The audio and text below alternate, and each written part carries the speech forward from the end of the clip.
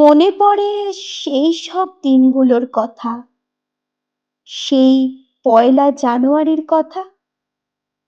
চলে যাওয়া বছর থেকে চলতো তোড়জোড়, যে কাকে কাকে গ্রিটিংস কার্ড দিতে হবে। তারপর তো মা বাবার কাছে গিয়ে টাকা চাওয়া, আমাকে এতগুলো গ্রিটিংস কার্ড কিনে দিতেই হবে, না হলে তো মা বাবারও রেহাই ছিল না। একসময় ছোটবেলায় পাড়ার দিদি দাদাদেরকে দিয়েই শুরু করেছিলাম প্রথম গ্রিটিংস কার্ড আদান প্রদান করা। তারপর তো আছেই ভুল লেখা, কোথায় কার্ডে টু লিখতে হবে আর কোথায় ফ্রম লিখতে হবে, আর সেই সাথে আছে নামের বানান ভুল লেখা। স্কুলে গ্রিটিংস কার্ড দিতাম খুব কাছের বন্ধু বান্ধবীদের, যাকে না দিতাম বা ভুলে যেতাম সে আবার খুব রাগ করত, কারণ সে মনে করত যে তাকে নাকি আর পছন্দ হয় না, অন্য কোনো বন্ধু বা বান্ধবীকে পেয়ে গেছি সেই জায়গায়। যখন ক্লাস 8 বা 9, তখন দিতাম একটি পছন্দের ভালো লাগার ছেলেকে। জানি না সেটা আমার স্কুল জীবনের প্রথম প্রেম কিনা। মা বাবার কাছ থেকে টাকা নিয়ে এটা ওটা অজুহাত দিয়ে সেই ছেলেটির জন্য গ্রিটিংস কার্ড কিনে বইয়ের ভিতরে রেখে দিতাম, যাতে মা বাবা দেখতে না পায়। ডেয়ারি মিল্কও দিয়েছিলাম সেই সাথে।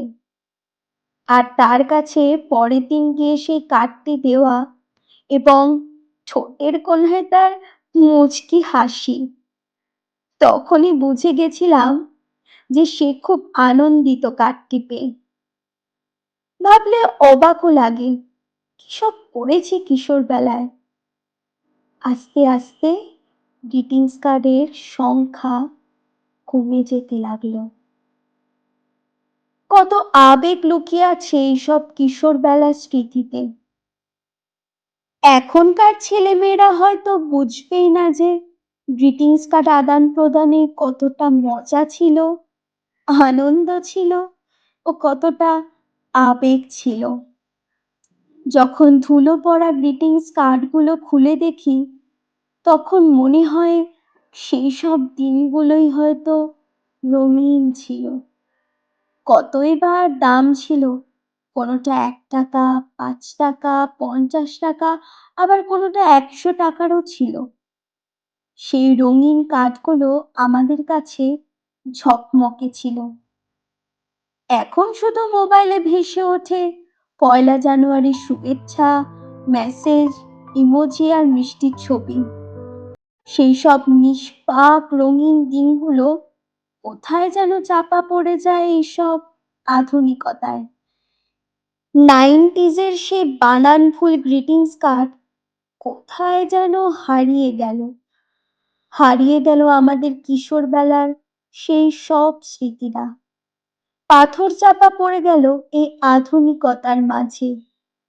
গ্রিটিংস কার্ডগুলোর ওপরে এখন ধুলো বোঝাই। চারিদিক ছড়িয়ে ছিটিয়ে রাখা গ্রিটিংস কার্ড ও আমাদের কিশোর বেলার সেই মিষ্টিময় মুহূর্তরা মোমবাতির আলোর মতো নিভে গিয়ে অন্ধকারে আচ্ছন্ন হয়ে গেল চারপাশ। কলম ও কণ্ঠে আমি, তানিয়া।